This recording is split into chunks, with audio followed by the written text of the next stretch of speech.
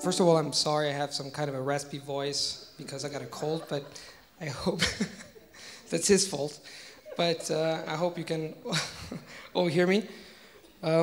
So without further ado, today I'm going to talk about how to use translation to learn any language, which is actually my method to learn foreign languages. I will start with a quote. Every problem is an opportunity in disguise, meaning that in life we all face a lot of crises. It happens that life is riddled with problems, it's riddled also with joys, but sometimes when you have a big problem, it can actually turn into a big opportunity. And this is exactly what happened to me when I tried to learn German for the first time. I was 15. It was the very first time that I tried to learn a language by myself, because I already learned English and French at school, so to say, even if I actually didn't learn much, because you don't learn much in the Italian school system. But this was the very first time that I really tried something completely by myself. And so I remember that my grandmother had these dusty grammar books written in Gothic, which makes it all problematic. And obviously, it was the grammar-based approach, meaning that I had to deal with grammar drills and try to figure out grammar patterns. It was really boring. And all of a sudden, I don't know why that happened, but I'm really glad it did.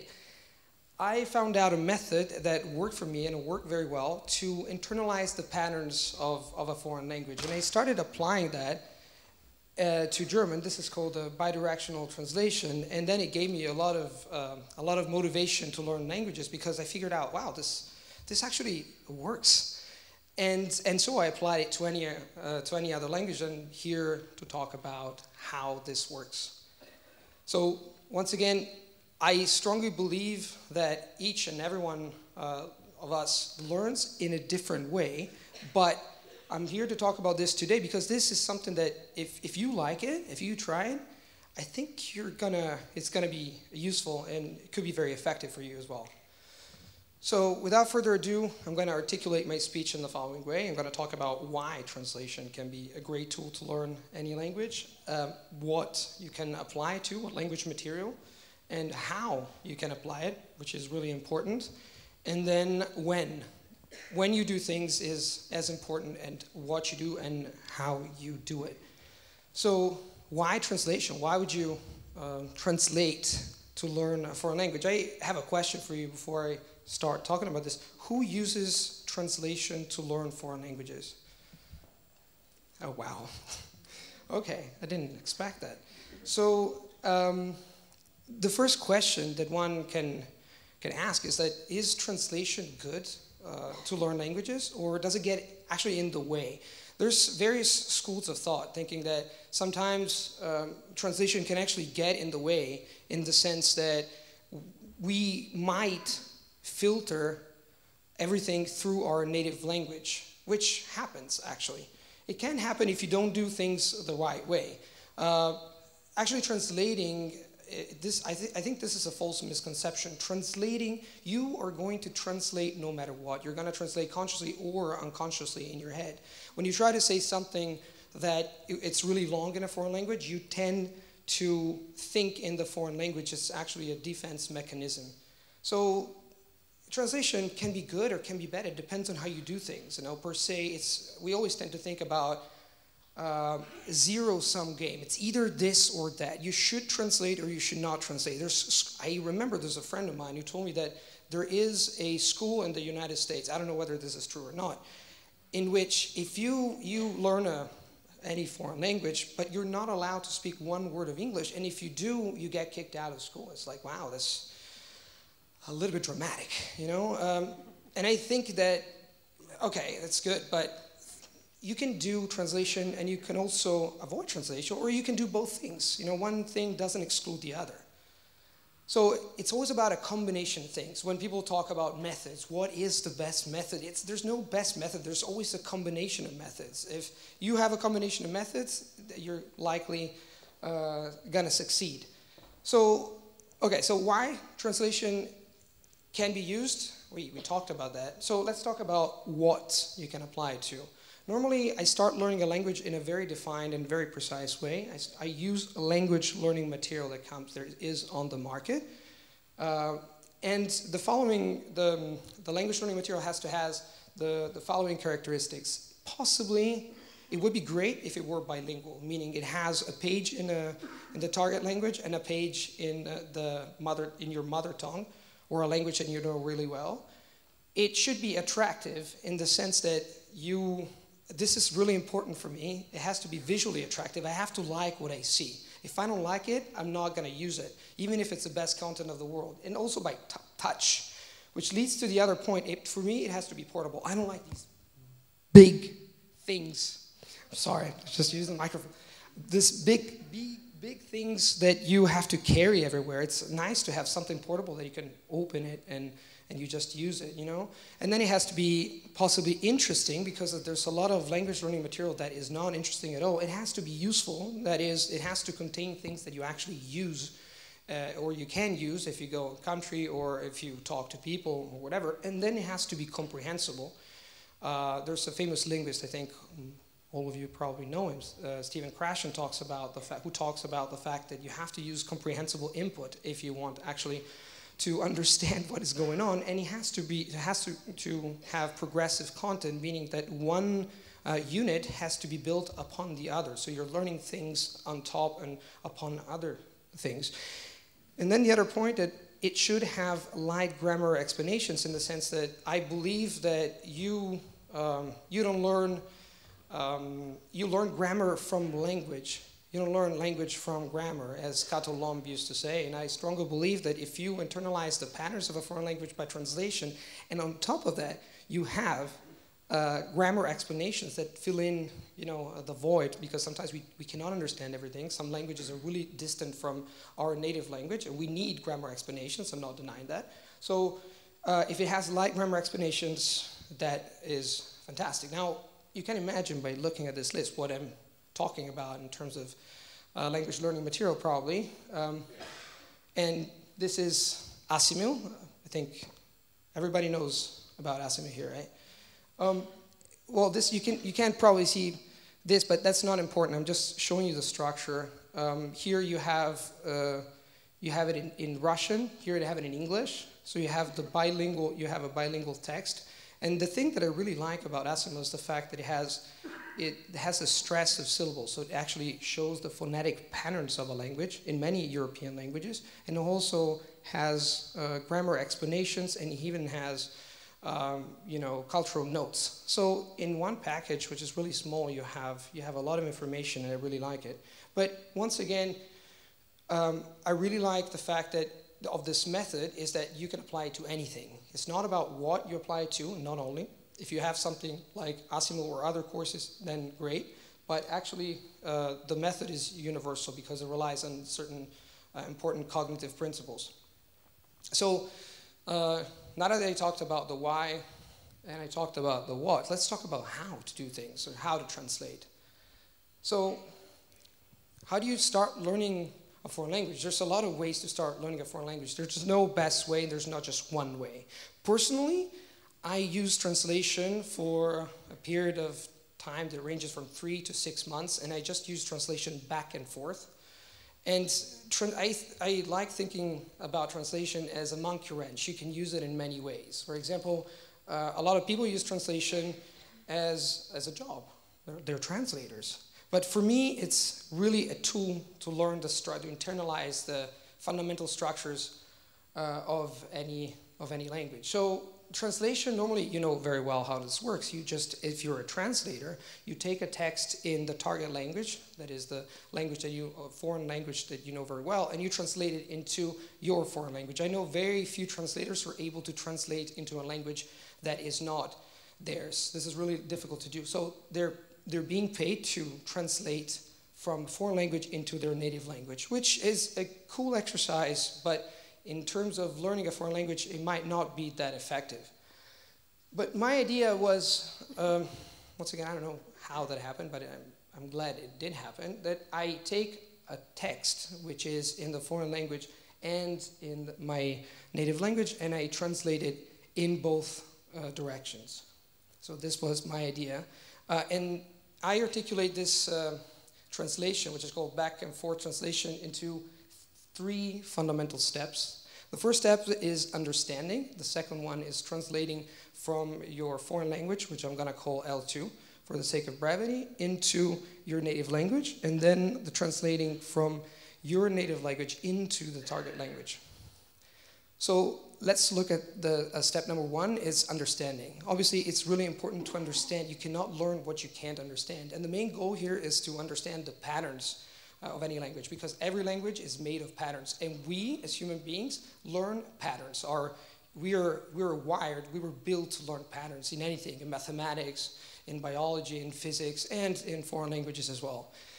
So, I want to preface this by saying that translation can change. It can be, this is a flexible method. It really depends on what language you're learning. I divide languages mainly into 3 categories. Languages, I don't like the word difficult. When people say difficult, they already define something and they already think in their heads that this is a difficult problem. It's a difficult language to learn. I tend to think in terms of distance, language distance, because languages are systems and every complex system is made of simple parts, and you can't actually compare these parts. You can compare phonetics in 2 languages, like let's take Italian and Chinese.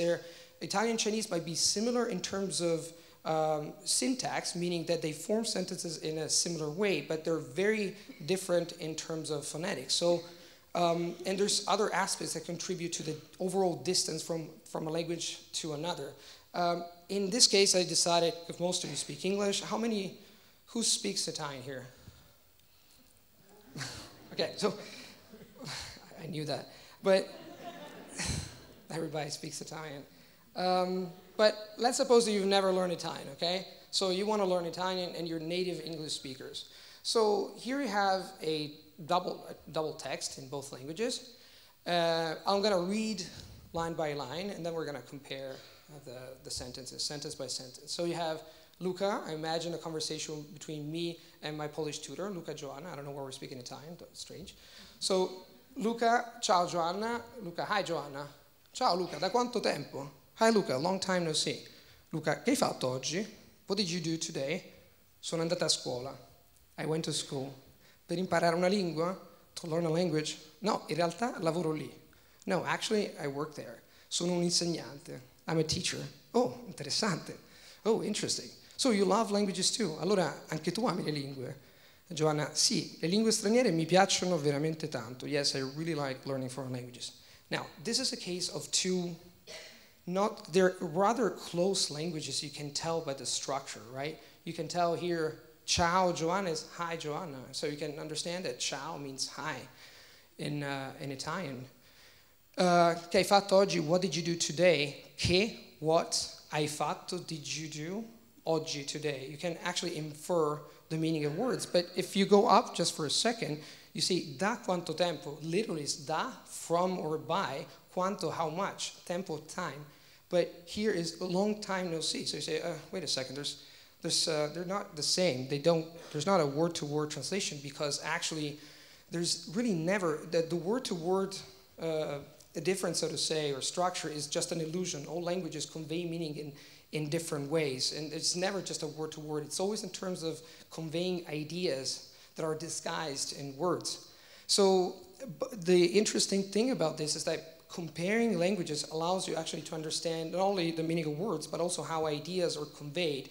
And this is just merely a comparison. I'm not using any dictionary. As you can see here, you can barely take a look at a text and infer the meaning of words. So it's not just about single words, it's also about expressions and collocations. Those elements in language, collocations like take a shower is a collocation. These are constructions made of 2 or 3 words. So as I said, sono andata a scuola in Italian is I went to school. You infer the meaning by comparing the 2. Sono andata means I went to a, and then school, scuola. And this is what I was talking about. Da quanto tempo is long time you see. You also understand immediately that this long time no see is an expression. And so there's no word-to-word correspondence. Now, the advantages of comparing text this way is that you don't use a dictionary, not immediately. That grammar is partially inferred through comparison. So you're comparing the two languages and you're inferring grammatical patterns. And the other thing is that words and expressions, you learn them in context. Context is key. You should never learn words just on the fly. And I always see words like flies flying in the room. You have to build a spider web in order to catch these flies. And that spider web is actually context. And then it's comprehensible input because you can understand the meaning by comparing, and also you have grammar notes that are going to help you figure out the meaning of the text. Now, comparing two texts is okay. This is the very first thing. It's called understanding. It's a session. It might take 5 or 10 minutes depending on how long a text is. But then you have translating from target language into native language, which is the second step. Now, when you translate, what I do is that I create a Google Doc, and I actually, by looking at the text in the target language that I'm learning, right now it's Hungarian, I translate into my native language, which is Italian, on this Google Doc. The very first question that you might ask yourself is, why are you doing that? Wait a second, you already have the text in 2 languages, right? So why are you translating into your native language a text that is already in your native language? Well, this actually, this fact or this action that I take is like the very first step of this translation process. Makes you personalize the text. It means that when you translate something into your native language, even if the text was already originally in your native language, it makes it personal. You're going to get attached to your own words. The words don't belong to the text anymore. They belong to you because you have created them, even if it's in your mother tongue.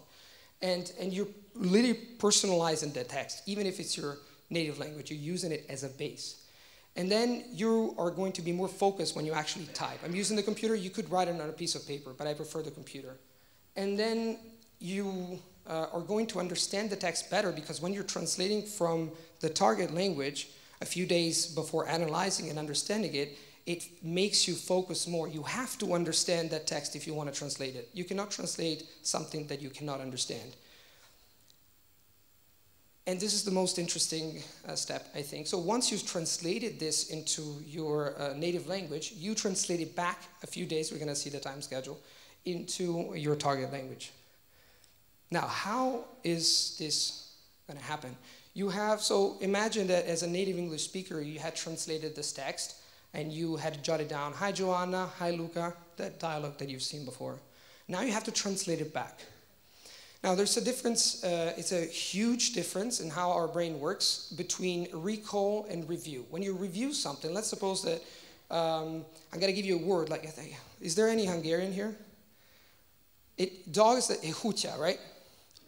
Hucja, kucja, right. So let's suppose that I give you kucja, right, this word.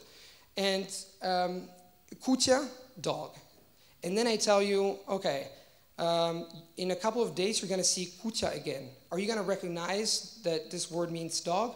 This is reviewing. Probably yes. But if I ask you, if I tell you dog, can you recall that in Hungarian? It's probably going to be more difficult because human beings, for survival reasons, we're very good at recognizing things, but we're not that good at recalling things. We have to make an effort. But the cool thing about effort, like when you go to the gym, you see that you're lifting weights. What happens is that you're making an effort, you're building your muscles to become stronger. You don't see that happening in your brain, but this is exactly what happens. When you're recalling things, you're actually strengthening the bonds between neurons. And recall, and the combination of recall and review is really strong for your memory, without learning anything by heart. So when you try to recall the sentences, you have to try to recall not only words, but you have to, I know that this is difficult to understand, it takes some training, you have to think in terms of ideas, because ideas generate words, and also words generate ideas. You may think, wait a second, but language is words, so you have to remember words. Yes, but first of all, you have to remember the message, because every language conveys a message. You have to remember that message is disguised in different words of different languages. This is the cool part. So it takes some training.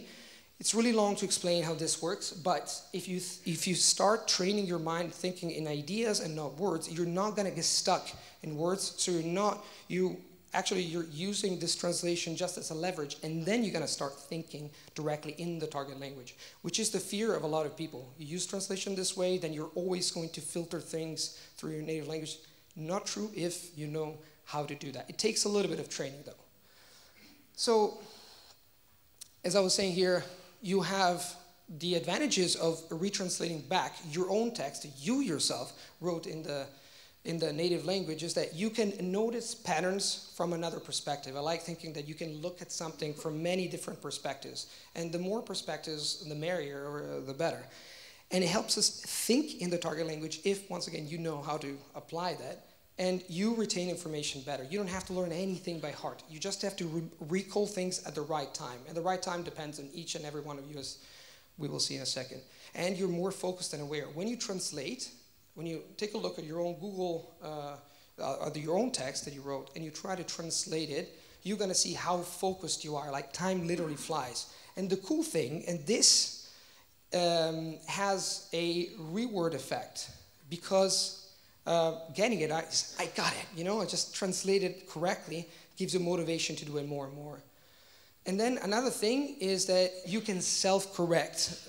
There's a school of thought that, you know, we should never get corrected, etc., etc. But I think that if you find a way to self-correct without the stress of somebody correcting you, it's great. So you can actually try to translate something, see if it's correct, and then actually check if it's correct, and you see the mistakes you've made by yourself. Now, you might be wondering, when do you do all this? When you do all these phases, this is as important as what you do and how you do it. Now, do you know a guy whose name is Ebbinghaus? So this guy, there's a German psychologist more than 100 years ago. He discovered something really cool, which is actually might sound trivial, but it is not, that we tend to forget things. So this is our ability to remember, and he discovered that our ability to remember decreases very quickly with time. But the cool thing that he discovered is that our ability to remember actually goes down, decreases very quickly at the beginning, and less quickly down the line.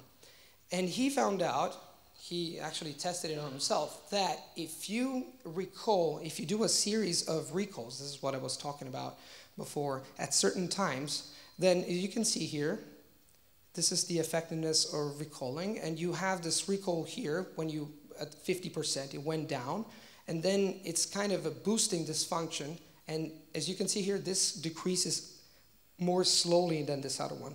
And after the second recall, this decreases even less. So actually he found out that by doing a series of recalls, you are actually you're boosting your memory. If you think about it, native speakers constantly recall stuff all the time because they have to use it. But as learners of a foreign language, we don't have that luxury because we have to, you know, take deliberate time to learn languages. But this is the base of many, many things. So forget about learning things by heart. And if you apply this, this is really, really efficient, just with a few efforts, so to say. Now, imagine that you're using Assimil or you're using any other language material book, and let's suppose that you're going to deal with the first 4 lessons, right? So, according to this principle, if you do one lesson, then you tend to forget, according to Ebbinghaus, 80 or 90% of what you learned. So, I know this from experience because I have a lot of students who actually did this, and I did it myself. You learn, if you think that you have a language learning material, you have to finish it. So you have to do chapter 1, chapter 2, chapter 3 at different days without recalling. What is going to happen is that you're going to forget most of these lessons. But what happens here is that if you actually do the first chapter, let's say chapter number 1, unit number 1, lesson number 1, whatever, and then the second day you start, as you can see here, the second lesson, but you also recall the first.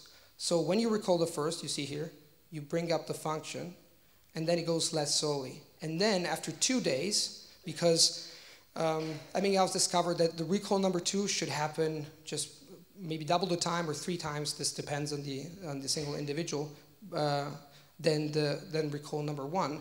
And actually you bring up the function, and then you continue. So what you have to do, and this scheme applies to language, to polyglots as well, is that when you learn a language or when you learn another unit, what you should try to do is to remember that you have other units that you have to recall and strengthen. This goes for languages as well. When you learn another language, remember that you have others that you have to recall and use. Otherwise, you run the risk of forgetting them all.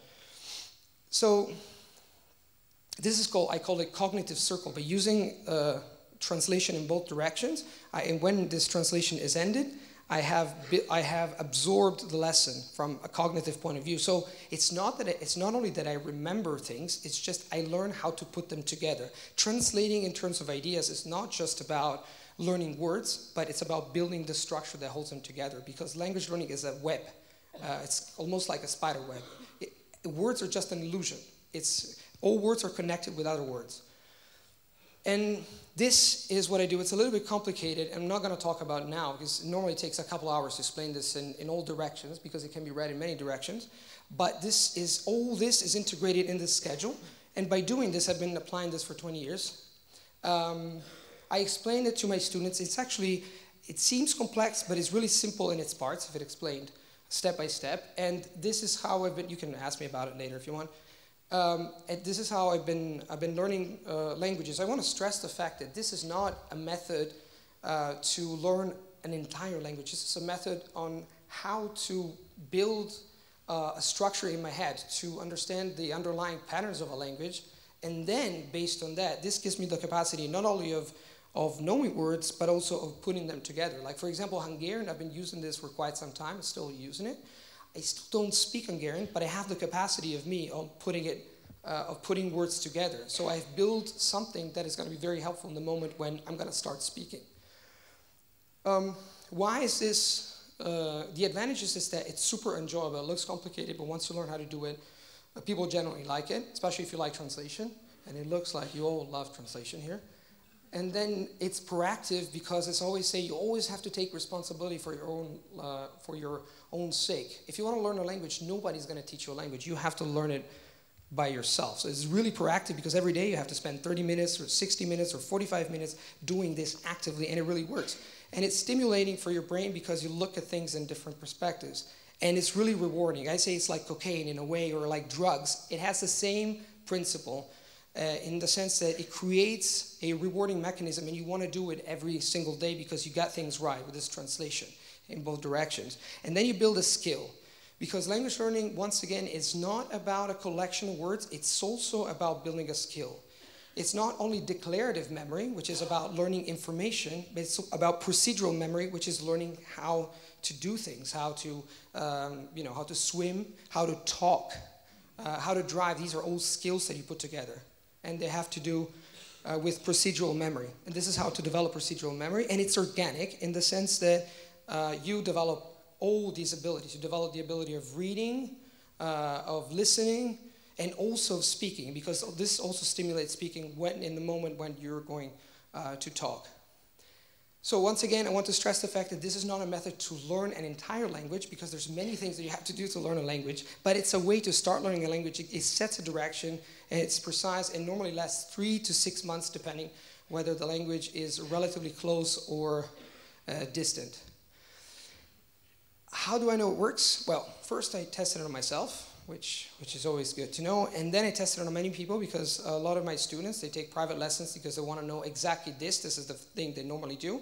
And then we run tests, meaning that we run tests on memory, because the routine that you've seen can be stretched, literally, and it depends on every single individual. It's universal, but it's also depends on the person. So thank you very much for listening to me. I hope you found it useful.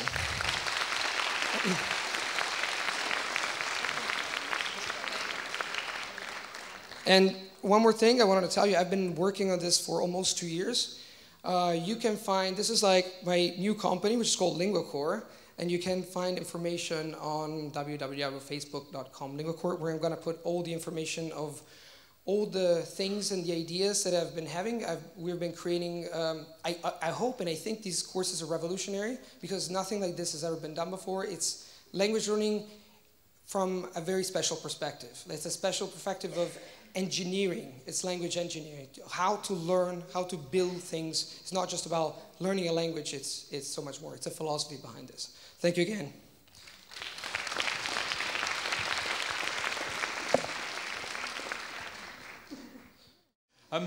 You said you started this 20 years ago, and I suppose then it was all pencil and paper, but now you're using Google Docs for everything. But I've heard quite a few people during this conference saying they're rejecting all this modern internet stuff and going back to pen and paper. Do you think it makes any difference? Yes, it does. As I always say, it's never, can you hear me? So I can hear. It's never one thing or the other. I really think that, this microphone is killing me.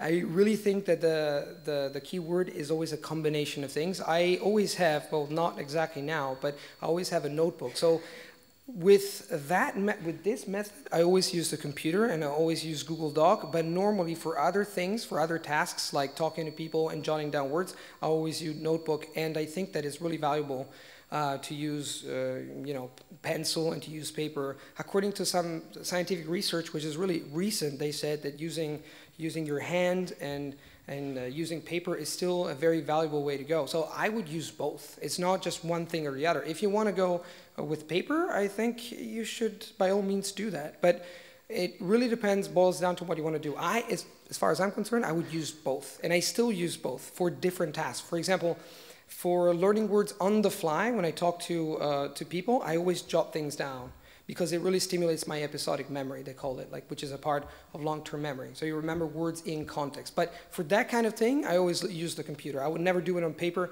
simply because I'm used to typing and I type fast. So for me, it's more efficient in that regard. If I should write everything first, I'm not used to using hand to hand write. I do it a little bit, but just to jot down things. When I write for too long, my hand starts hurting. I don't know about you, but really it just starts hurting. So I use it, but I use it less than typing, just because for me typing is more efficient. But I would use both. Hello, Luca. Thank you for the very interesting talk. I have a question relating to technicalities of the translation. When you talked about translating certain words, how do you deal with words that are polysemic and have different meanings, especially in things like Chinese, where one character can mean several different things depending on context? Because eventually those words that form the core don't have one single identifiable meaning.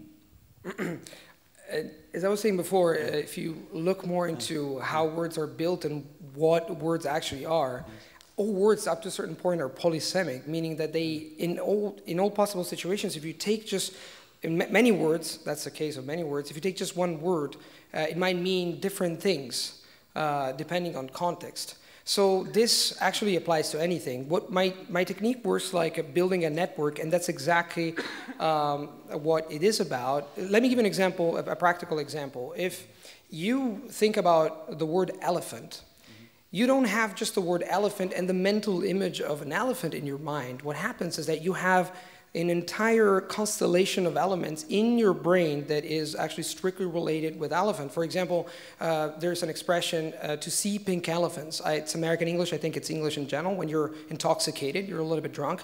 Or white elephants, these like useless things that you pay a lot of money for. Or the elephant in the room. Or if you take a word heart, you have by heart, the heart of the matter, and you have hundreds of, not only of different meanings, but of expressions. This method takes this into account because by translating back and forth many things, and this is why it's progressive, you actually learn all the layers that are behind words. Words are, once again, single words are just an illusion. You have an entire network of words, which is the layer, the upper layer, so to say, that you're going to discover by translating back and forth. You have to remember that if you just rely on what is called technically declarative memory, that is, you just think that learning a language is absorbing and accumulating a corpus of information, then you're gonna, all these aspects of language learning are gonna elude you. As a native speaker of any language, English, for example, when you speak and somebody says a word like elephant, all sorts of things happen in your brain, and all these expressions and connections happen, and this is the so-called procedural memory. So to answer your question, the fact that words are polysemic, you're gonna learn all this by applying back and forth translation. Translation takes into account all the layers that you don't actually see, because words is just something that you see at the beginning, but there's much more to it. The more you delve into a language, the more complex it gets. Okay, that answers my question. Thank you very much. Welcome. Okay. Ciao Luca, benvenuto Thessaloniki. So I'll switch back to English because my Italian is cheap, it's like less than our GDP. I can understand that this method is highly based on cognitive knowledge, based on anything paralexical or exalexical. That was an interesting question. So how do you break the linguistic barrier between different alphabets? Let's say somebody has never seen... What do you say, different? Different alphabets. Let's say I want to learn Japanese or Chinese. How do you break that down? Because let's say I've never seen kanji before in my life. How do I get the meaning from the Japanese text back into my native language and then apply that to learn the semantics of the language, of the words? So you want to know how to deal with languages that are like Japanese or Chinese that are really distant, right? How do you apply this to other? Yes, how can I break that from? I just addressed the problem with close languages for the sake of simplicity, but the problem articulates itself into more layers. One big problem with this, which is not a problem, but it's something that you have to work on and you have to be very cautious of, is the so-called SVO structure, in the sense that when languages have a different syntactical structure, it is a burden for your brain. When you translate, you have to pay attention because, especially with Japanese, it was the first time that I tried a language which was different from the others in terms of syntax, and then I found it problematic to apply this method because because, as I said before, in some languages, it's relatively easy to apply this method, and you have to focus more on, it's actually almost a word-to-word correspondence like Italian and Spanish. Vamos a la playa, no? Andiamo in spiaggia, let's go to the beach, and you can apply that. But with Japanese, things get a little, Japanese or other languages like even German, or German up to a certain point, or Korean or other languages, you have to, this would require like a long time to explain, but you have to make this a little bit different. You have to change it. The good thing about this method is that it's really flexible, so you can apply it. But what I would say, just for the sake of brevity, to be short, is that you have to go back and you have to start thinking, not thinking, but expressing yourself almost like a kid. Let me give a very quick example. In Japanese, you might say something, if you want to say something like, I want to go to the beach because it's hot today, it's kind of, you have to think in terms of, it is hot today since the beach, go, I want to. But this is kind of requires a lot of thinking. So a way of dealing with this in a progressive way is just to take a step back and express yourself, not like a kid, but in a very simple way. Simplicity is always the key. Something like, today it's hot, I want to go to the beach, which is more simple. So I readapt this method and I break it down into smaller parts or easier parts, and then slowly I'm going to learn how to integrate the syntax of different languages. So it really depends let's say for European languages, this works really well. For languages, it works really well, especially well with Chinese, because of the structure, because also by typing things, you're going to learn how to pronounce them. But the problem is with languages that have a different syntax, that can pose a problem, and you have to readapt the schedule in a specific way. But the polysemic words, they're not paying attention, they're not playing a role? Because like you said, you're learning polysemic words from the beginning on. Yeah. So how do you determine which is the most, let's say, the dominant meaning of a word? I don't think too much about these things. What I do is just I apply this method, and if you select material that is at a proper level, you're gonna these things are gonna you're gonna learn it automatically by doing them. The polysemic words, the fact that in Chinese you have even one syllable that might mean many things, or it might be integrated, you actually learn it by doing, not only by translating, but also typing and seeing how these words are pronounced, because Chinese has the problem of having syllables that might mean a bunch of things. They have a very few sounds for the amount of words that they want to say. This is the reason why I insist on the word organic, because it's organic. It deals with all these things in just one shot. Just try it and you will see. Sì, I think I will then. Molto grazie.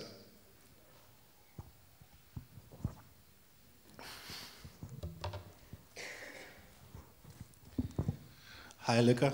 So I wanted to comment on what you mentioned about a simile, for example.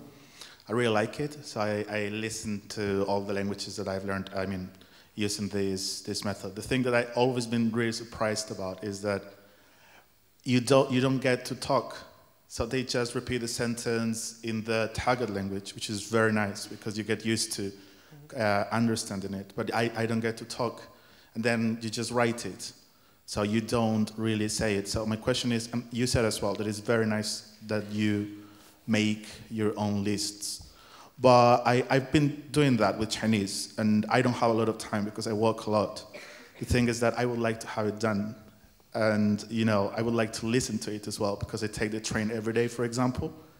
And in the morning, I'm a bit tired, and I just listen to whatever language I'm learning. So I think it would be very nice. I'm very curious about your website. I'm going to check it to see. The thing is, I wanted to ask you is, do you have the recordings or just lists that you have to translate? You also have like one voice that repeats a sentence in a language, or so if you could explain a bit more how it works, it would be nice. Yeah. First of all, thanks. You brought up a very interesting point that I didn't talk about, and I just wanted to complete the presentation with this. When I was referring to the fact that this method is organic, I didn't talk about, you might think, okay, reading, listening, writing, or typing, what about speaking? Well, first, this unconsciously helps you already internalize things, so you already, when you speak, you will see how easier it gets to build sentences. But another thing that you can do, I showed you the standard routine, but you can integrate it. When you translate back, you can actually take a further step, and the day before you translate it, you know, in written form, you can actually translate it orally first, and you can utter words when you translate, so you can say the entire sentence. So you can already start speaking and articulating the sounds while translating. And I think you can start doing that, you know, immediately from the very beginning. And another advice, because you said you like commuting and stuff, do you talk to yourself in foreign languages? I'm in the right room. So, because normally if I ask a sentence like that, people would think you're crazy, you know. But another thing that you can do is actually, I have a very, very precise structure in this. I talk to myself, and I decide who I talk with, my imaginary friend, and the situation. And the more you actually build a setting which is precise in your head, it takes maybe 30 seconds, then you can actually, you know, literally pretend that you're talking. If you don't want people to think that you're out of your mind when you're on the bus or something, you can actually use a phone. Like, you can literally pretend that you're talking on the phone. And when I really felt like this, like, I couldn't help it anymore, I said, I have to speak Swedish. Like, I was on the metro, and I told myself, you know what? I got myself a phone, and I pretended to speak Swedish. It works really well. People say, oh, wow, this sounds like an interesting conversation he's having on the phone. And I'm telling you, this works, and I do it in the so-called dead time, like dead times when I'm walking down the street or when I come in. I still remember I had a very long conversation with my imaginary friend in Swedish because I felt like speaking Swedish. Okay, I just felt like it. 3 o'clock in the morning, and time went by. I just crossed the whole city of Rome by speaking Swedish with my imaginary friend. The cool thing about that is, and it always applies to anything, how you do things, is that at the end of it, when you try to say something, it's always about conveying a meaning, conveying something to somebody.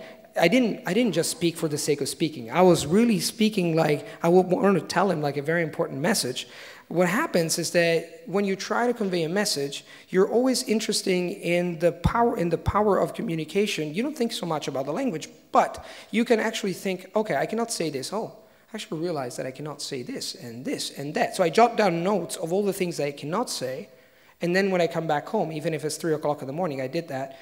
I just looked at the words that I didn't know that I couldn't use, or I didn't know the expressions, and I didn't know how to say that.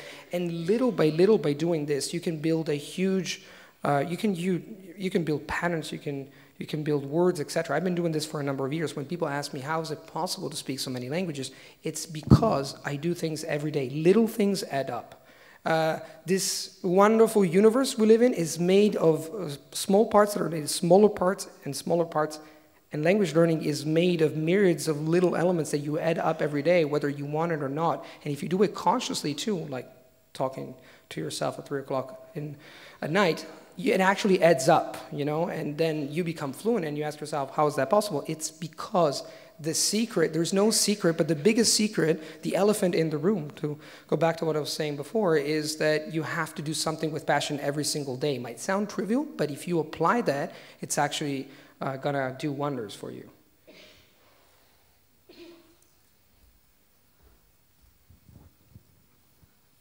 will need to be the last question because we're going to be running over. Okay.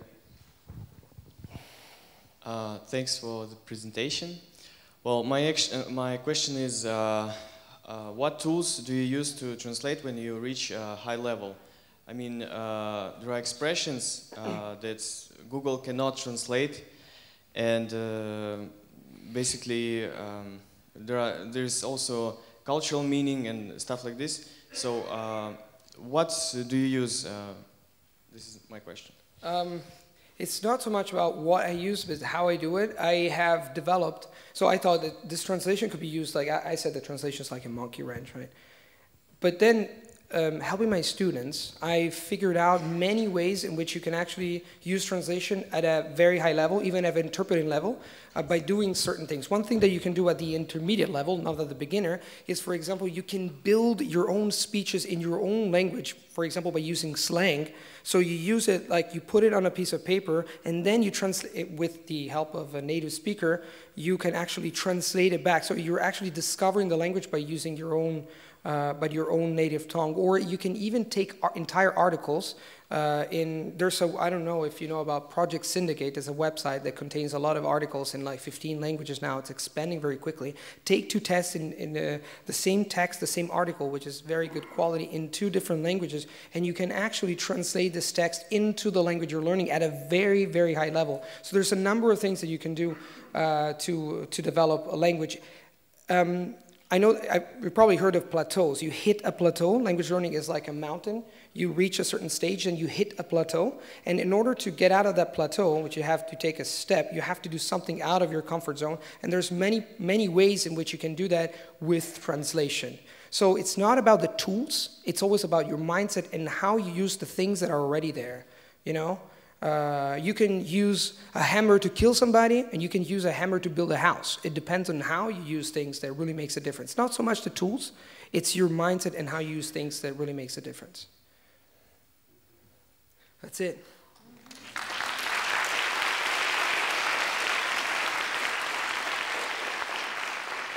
Thank you very much.